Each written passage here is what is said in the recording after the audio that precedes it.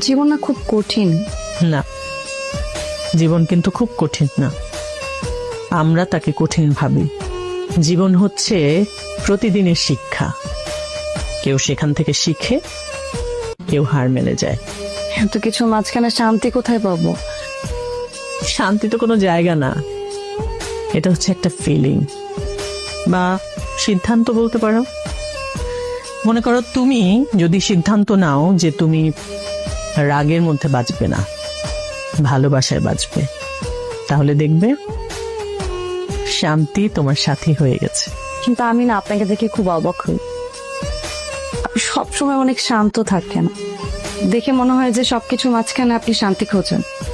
কারণ আমি বুঝে গেছি জীবনে মানুষ কখনো বদলায় না, বদলায় সময়।